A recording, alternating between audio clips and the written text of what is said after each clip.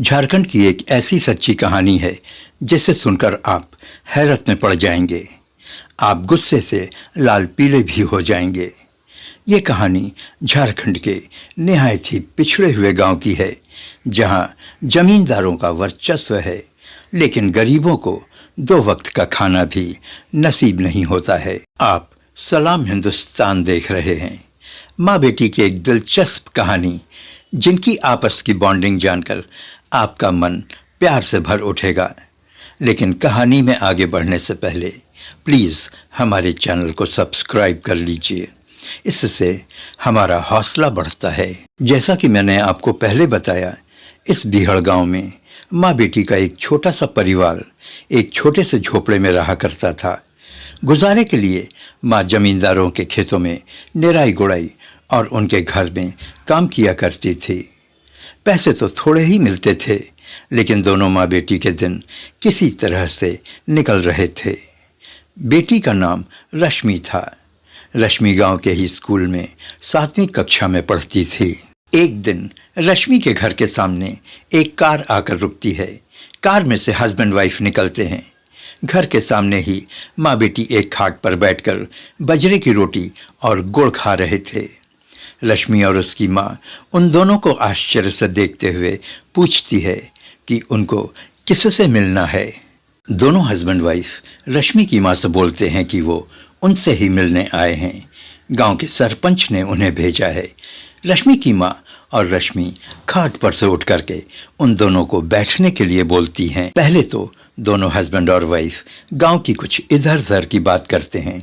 फिर हस्बैंड बोलता है कि वो लोग मुंबई में रहते हैं, सरपंच उनके रिश्तेदार हैं और वो लोग उन्हीं के यहाँ आए हुए हैं। फिर हस्बैंड बोलता है, शांति पता चला है कि तुम्हारी लड़की रश्मि पढ़ने में बहुत तेज है।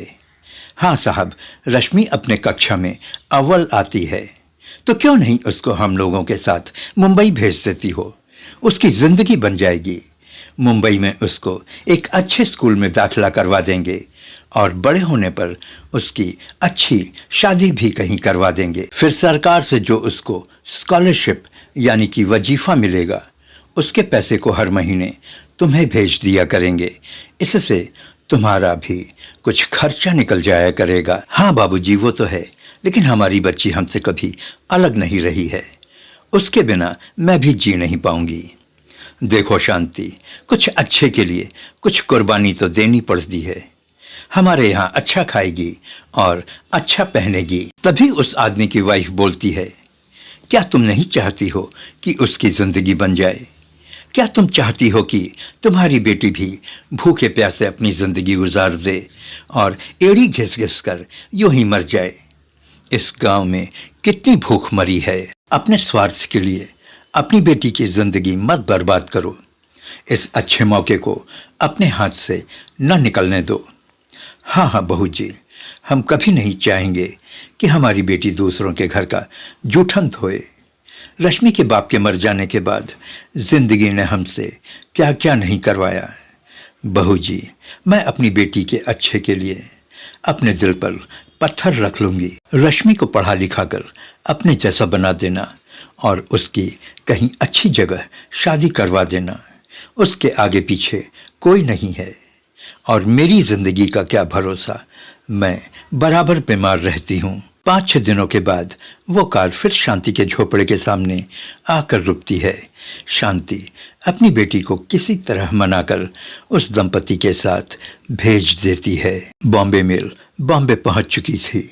हस्बैंड वाइफ अपने छोटे बच्चे और रश्मि के साथ टैक्सी पर बैठकर सांता क्रूज अपने निवास स्थान पर पहुंचते हैं। अपने फ्लैट के ड्राइंग रूम में बैठी वो औरत अपने हस्बैंड से बड़े रिलैक्सिंग मूड में बोलती है, चलो भाई, इस लड़की के आने से एक बड़ा काम हो गया।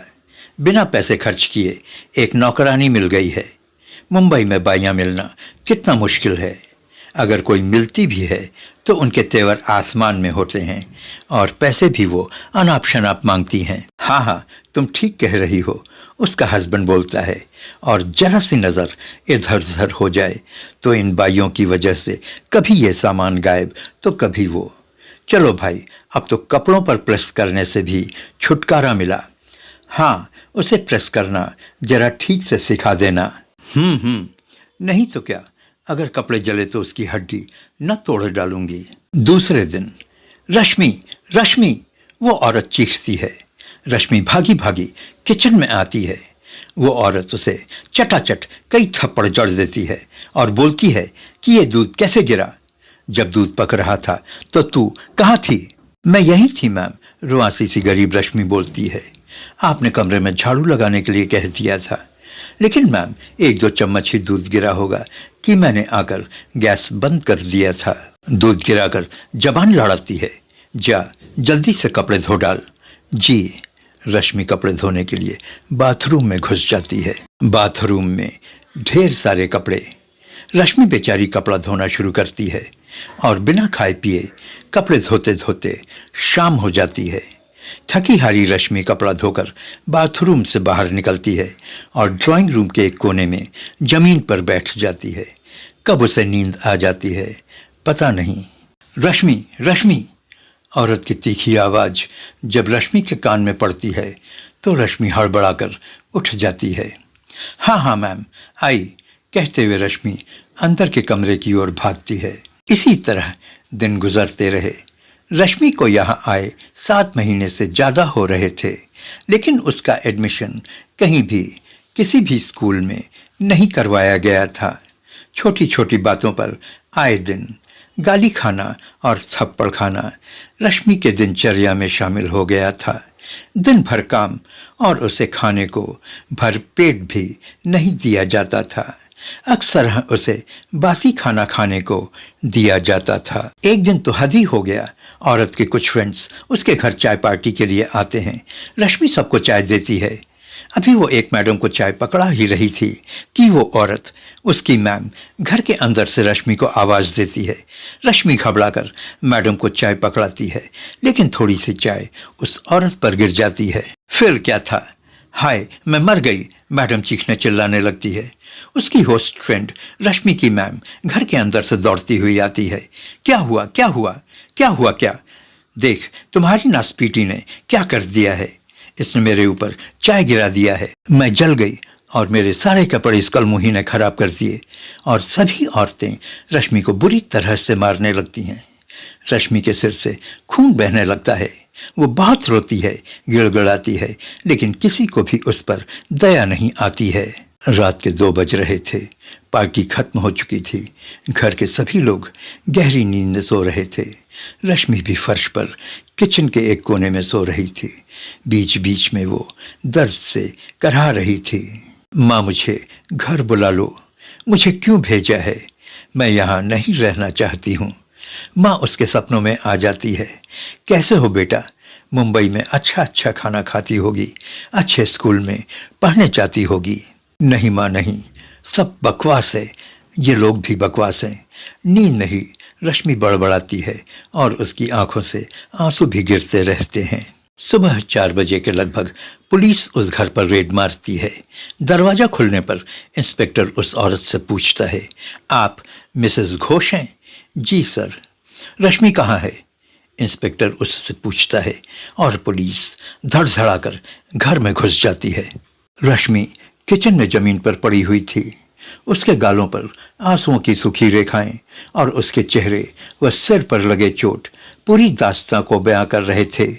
रश्मि को उठाया जाता है।